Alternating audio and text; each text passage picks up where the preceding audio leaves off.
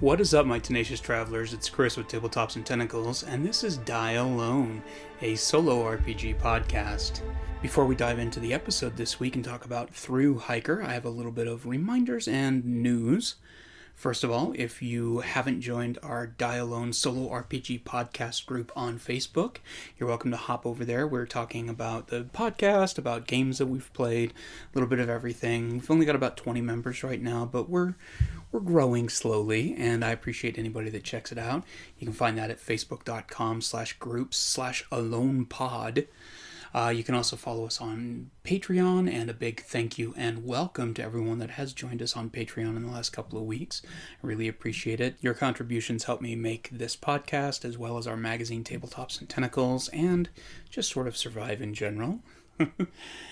So in addition to playing Thru-Hiker this week, I also played Crimes in History, H.H. Holmes's Murder Castle. And this is a board game by Blueprint Gaming Concepts, designed by Brant Hoffman and Seth Cooper, with art by Holly Carden. And I was quite excited about this game. They actually sent this to me for review for the magazine, and luckily it has a solo mode as well. It actually can play up to 7 players, and it has a second story expansion for that many players, and I'm looking forward to getting that many people to the table to play this at some point, because I think it would be a radically different play experience than the solo version of this.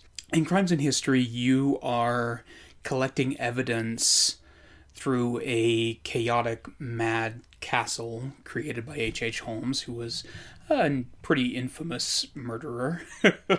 And this has a very tongue-in-cheek feel to it. The rooms are all modular, and you lay them out based off of the original blueprint layout, but it goes all over the place. It gets a little Winchester Mansion-y as far as everything is concerned. There's greased chutes and trapdoors, and there's all sorts of different event cards. And the first person to complete their evidence board and get back out of the murder castle wins.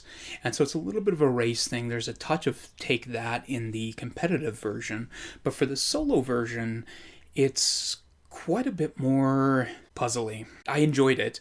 I wouldn't necessarily have picked this up just for the solo version, but it is a really interesting experience because you're still building the castle with your modular blocks, and as you lay each one down, there's a safe in each room that has a certain amount of evidence in it, and then evidence comes in different colors representing different things like skeletons sold to science, and different things proving that H.H. Holmes is killing people in his murder castle.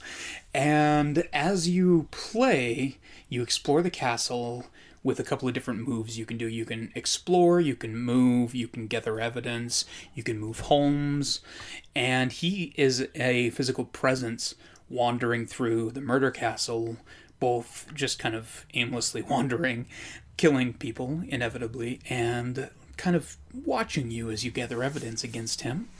And if he happens to walk through a room you're in or come to a room that you're in, you lose a piece of your evidence, or a couple pieces, and you get tagged with basically a life chart. And once you get hit a certain number of times, Holmes has discovered you, and you're probably moldering in a basement somewhere. I enjoyed this. It was kind of fun. So the solo version of it has like an AI deck that you use, and as you turn cards over, it says where Holmes is going to go to, and then it has a secondary AI deck that sort of adds an extra element to that beyond that. So like he'll destroy evidence or do something in that room to add a little bit more involvement to it than just him moving around, which I think was a really good touch as far as that's concerned.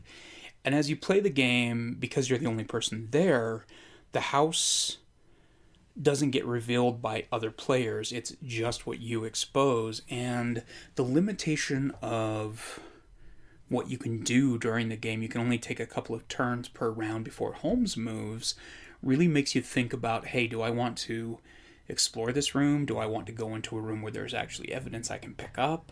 Or do I want to limit the amount of rooms I expose so that I can better control where Holmes can go?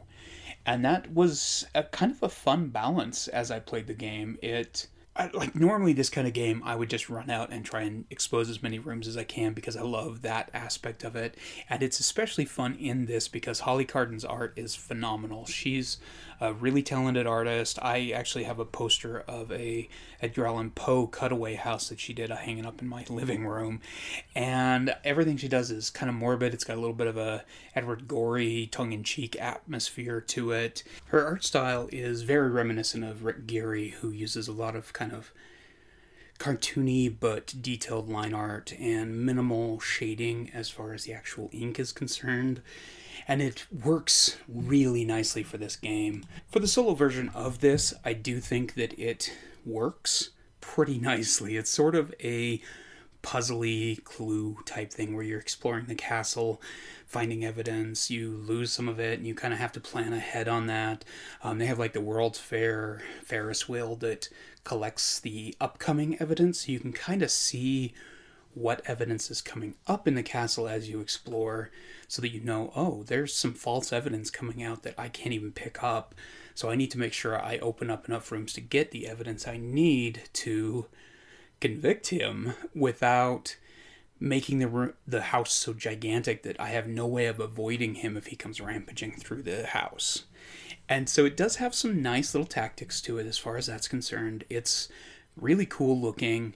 I do think it excels at a multiplayer level. Played it with 3 people so far, and I would say that it's a little bit more of a fun game then. It's got a little more of the crowd involvement and being able to talk about what's happening and laugh at both the scenes that are being revealed and what's happening as Holmes is rampaging through the castle is definitely more fun, but it is a really solid solo version as well, and I'm really glad it's in there. Honestly, my only real complaint is that the AI cards that they have are like these weird, they're not quite mini cards, but they're also not exactly tokens, and they're just stiff enough and small enough that I have a hard time picking them up with my giant hands. But I enjoyed it. That was called Crimes in History, H.H. Holmes's Murder Castle. And it just came out. They kickstarted it last year. And I think it's a great addition, especially if you're a true crime fan or have any interest in that era of things. I do. I love that era, both the World's Fair and the H.H. Holmes stuff, and his castle itself is really interesting. If you're interested in that type of stuff, definitely check it out. And Holly Carden's art is phenomenal. She's done a kind of cutaway version of the castle as well, and the Poe one is amazing. It has like 70 little notes of different Poe things happening in this one massive Gothic mansion. It's really neat. So anyway, I'll leave a link to the game where you can find it in the description if you want to check out Crimes in History, The Murder Castle. So this week I played Thru-Hiker from Daniel Perez of High Moon Press. And this was a really different choice for this. So far I have played a game about being a long-haul trucker in the 80s with some sort of awful threat that has removed all other humans from the face of the planet, and sort of this overarching villain thing following you. I've played The Wretched, which has been a alien stuck in a ship trying to survive. You're the last survivor of this ship. And then this is a very different way to go with this. And that's one of the things, like I've said before, that I love about solo RPGs so much is they're as much a relaxation and journaling and self-discovery tool as they are a game tool. There are a lot of different ways and directions they can go with the game that I think lends themselves to whatever mood you're in, and I'm really genuinely excited about diving into more of these and getting this kind of repertoire of games out that by the time I'm done going through the ones I have, I'll be like, okay, I'm in the mood for a monster movie type adventure, so I'll play this game. Or I'm in the mood for something a little more grounded and realistic, I'll play Thru-Hiker. And I love that part of it, but the flexibility that Daniel imparted into Thru-Hiker is really neat too. So I played this game 3 times, and I did them each just in an evening. I sat down and played it, and I actually do think that Thru-Hiker would be one of those that benefits from playing it every night or so, or every couple of nights, just playing through like a week in game time, or even just a night or two game time on it, and just as sort of like a journaling exercise each evening. But my week's been kind of weird this week, and my allergies have been killing me, and so there's only been so much time I've had to sit and play. So I wanted to give this as much of a run through as I could, so I played a little longer session for each one. But I really enjoyed Thru-Hiker. So Thru-Hiker is a journaling game of telling stories of long-distance hiking. You use a writing instrument of choice, a pack of playing cards, and a series of writing prompts to create stories of the joys and challenges of being on the trail for days, weeks, or months at a time. So this is a really interesting game, and I do think that it's one that absolutely benefits if you have some background in long distance hiking, even just some working knowledge of what it is, some of the terminology, and how grueling it can actually be for what it is. I have a couple of friends that walked the AT in the Pacific Trail, and we used to live just outside of Bangor, so we went to the trailhead in Maine a few times, primarily because they have a annual event called the Swap Meet. That's a barbecue swap meet spelled MEAT, and I'm a big barbecue fan. But we couldn't go there and not at least like wander on the AT a little bit, the Appalachian Trail. It's a very different world. Like a lot of these things that become hobbies, that become lifestyles, they have a lot of slang and terminology and sort of ways of doing things that Daniel clearly knows really well, and it comes through in this game. And if you are a hiker in particular, I think you'll really appreciate a lot of what he has here as far as like the trail magic and your name and that kind of thing. And he does a good job of explaining it to somebody that is unfamiliar with a lot of that in a way that doesn't make it feel foreign. I've played a lot of other things or read books that sort of presuppose a certain amount of knowledge about a subject matter that can leave you feeling a little bit lost, and I don't feel like Thru-Hiker does that.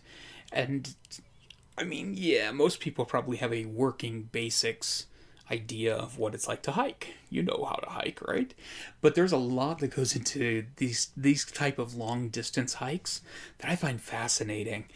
I'm not healthy enough to do any of this kind of stuff. I'm a fat old guy. But I love the concept of it. I've read a couple of books. Bill Bryson's A Hike in the Woods, or Walk in the Woods, is probably the most well-known of the travel books about taking these kind of hikes. But there's a level of nerdity to it that I love, where they obsess over how many like half ounces things weigh, and what the best material is for durability and packability, and what you can bring with you and what you can't bring with you, because when you've been walking for 4 days or a week and a half, ounces make a difference. And at the same time, you don't want to leave something home because it weighs a half ounce that you end up needing down the trail. So it is an interesting balancing act, and particularly when you're talking about being on something for a month, walking through states, through the woods. And there's these cool...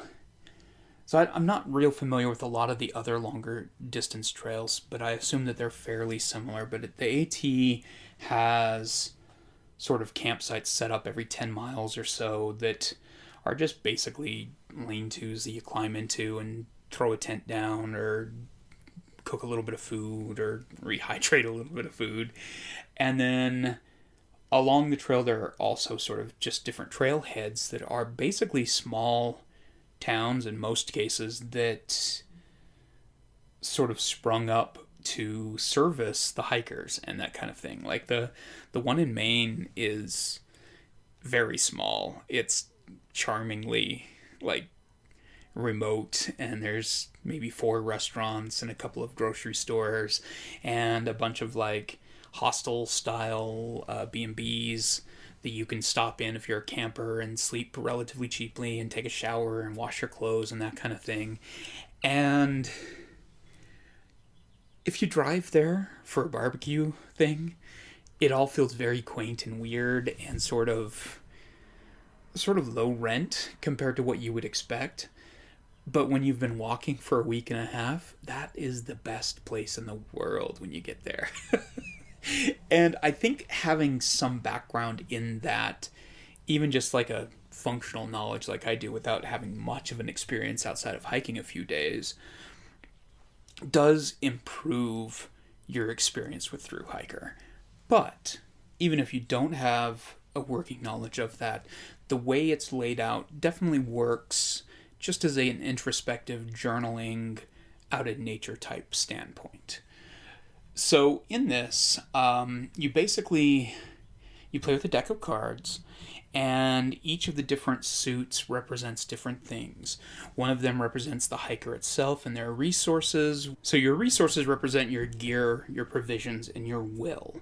So that's not just what you have with you, it's what food and water you have, and just your ability to continue pushing on. There's apparently drag racing outside my door today. And then the other 3 suits represent endurance, trail, and weather. And as you're going through, you are pulling cards off based off of how you've laid out your hike. And it has a different mechanic for being able to do shorter, kind of like day hike type things, or month-long hikes if you want to, where you're laying down an entire week's worth of events and playing through them as you go.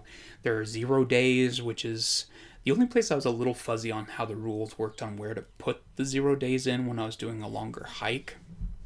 But those represent days where you either just didn't get anything done, or you were doing your laundry in town, or just didn't feel like walking very far that day kind of thing. And sometimes those are the best days, but other times they can really sap your will.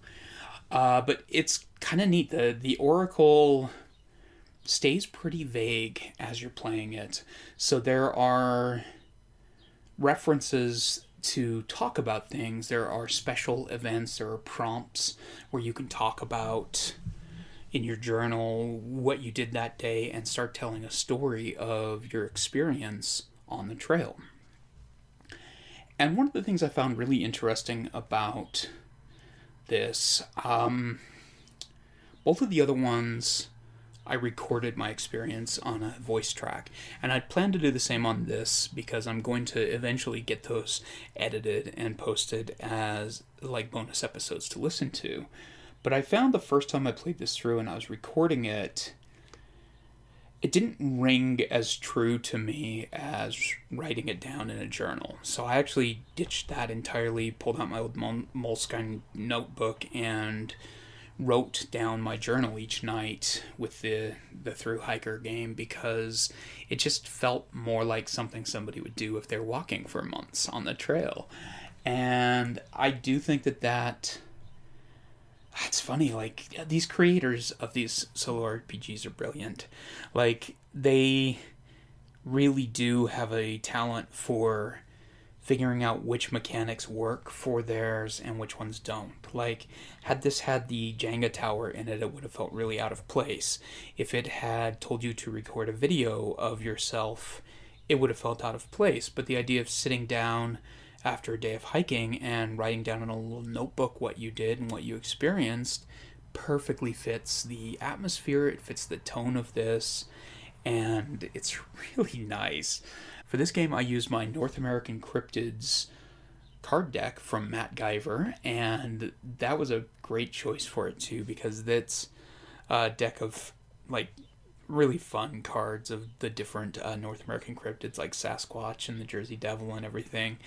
And having a themed deck of cards as my Oracle worked really fun too. So I played 3 different games of Thru-Hiker, and each one I played kind of a different experience. I did one that was a shorter hike, I did a longer hike, and then I did, just for fun, I did a a me version of it. And all of them worked really well with the system, and I love that aspect of it especially. The day hike went pretty quick. It was a little lighter. I didn't get as much introspective stuff. I just kind of had fun with it. It was definitely, hey, I'm going to go out for a day hike and experience some fun stuff. And it's cool the way that's laid out because your management of resources is different, and the way you play the game in general, even though the technique is the same, it plays very different from the longer hikes. And it was pretty light. I had a good time with it. Then I did my long hike, and that one I intentionally let that one get a little more emotional as far as what I was writing down.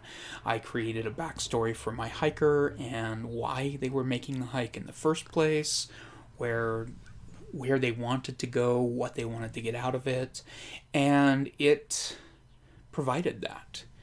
It didn't take a lot of creativity on my end to take the Oracle prompts and focus them on my character's backstory and what they were going through. And I really appreciate that type of thing.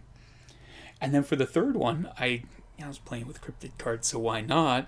I decided to kind of go a little horror aspect with it and have it being a person hiking in the woods with a cryptid of some sort lurking in the woods. Add a little bit of a horror element to it, and it worked for that as well, which I was really impressed. So I had a really good time playing Thru-Hiker. It's very different.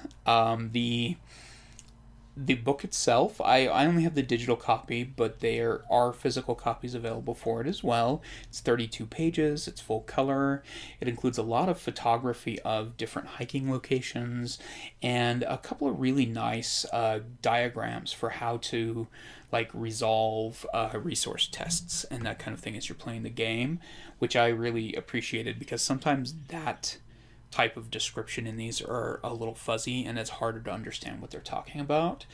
But I enjoyed it. It has a journal aspect of it where it's got a hiker talking about their experience on it, and I found the font that they used for that really hard to read, but it was fun having that in there because it added atmosphere, but it also added sort of a, hey, this is how you can do this. If you're wondering what a play example looks like, here you go, which was really cleverly done as far as that's concerned. So I really enjoyed this. It also has some inspiration for movies and documentaries and books and YouTube channels if you want to check out that kind of thing.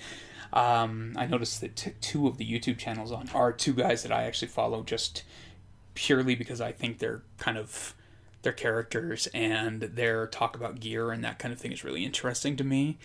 I'm kind of a weird person to be examining this because I grew up in Idaho. I used to do a lot of day hikes when I was younger, and I'm really into camping, but I'm not much of a long distance hiker. And so this was sort of fun for me. It kind of filled that niche to a certain point, despite the fact that I was sitting in a chair in my studio playing. So I think Daniel did a great job with this little RPG, and you should definitely check it out. I'll include links in the description on where you can go to find it, but you can go to danielhighmoon.com to find copies of it there. It's on his Gumroad. It's on his Gumroad page as well, and you can get it in the print or PDF. And I recommend checking it out, especially if you're looking for something that's a little more grounded in terms of theme for a solo journaling RPG. So speaking of grounded, our next RPG we're playing is Delve from Anna Blackwell. I'm quite excited about this. This is a solo map drawing game, and it's actually got a whole series of them based around it now, but this is sort of the original version of it. And in it, you're essentially controlling a dwarven stronghold from its first dig deeper into the mountain. So you are going deeper into the mountain, you're hitting lava, you're hitting obstacles, you're creating different holds that your dwarves live in and different monstrosities and things. And I'm really excited about giving this a try. I've never played it. I've just sort of flipped through my copy of it, but I'm really intrigued to see how this plays. You're actually doing a sketch of the hold as you play on graph paper, and I will include links to the game itself where you can pick it up in both physical and digital, and a good place for downloading and printing your own gridded maps as well if you'd like. So I'm excited about playing that next week here on Die Alone. That is Delve, a solo map drawing game from Anna Blackwell. And in the meantime, thank you so much for listening. I hope you enjoyed this episode of Die Alone. As you can see, I am still working on the audio system here. Everything's been moved out to my studio where I used to just do my artwork, and it's a modified shed in the middle of our backyard, and so sometimes there's a little bit of road noise and stuff because we're like just off the street here in Idaho. There's dogs, there's a lot of birds right now because it's that time of year, but I'm trying to get it as dialed in audio wise as I can, give you guys a good experience. If there's anything you think I could improve on, let me know. I'd love to make this a good podcast for people to enjoy. It's very different for me to be sitting here podcasting all by myself and not having co-hosts to talk with, but I'm enjoying this a lot, and I have so far been getting some great feedback from people that have listened to it. As always, like I said before, if you'd like to support the channel, you can go to our Patreon page at patreon.com/deeplydapper. And by subscribing there, you help support this channel, you help support the podcast, and you get a copy of our magazine, Tabletops and Tentacles, when it comes out in both digital form and print-on-demand code through DriveThruRPG. And Tabletops and Tentacles is a quarterly geek magazine where we do reviews and artist interviews and creator profiles, as well as RPG content. Like each issue is going to start having a character from 3 Dice 6 in it, and I try to make it as fun as I can and cover as many different fields as I can. Again, thank you so much for listening, and remember, we all die alone.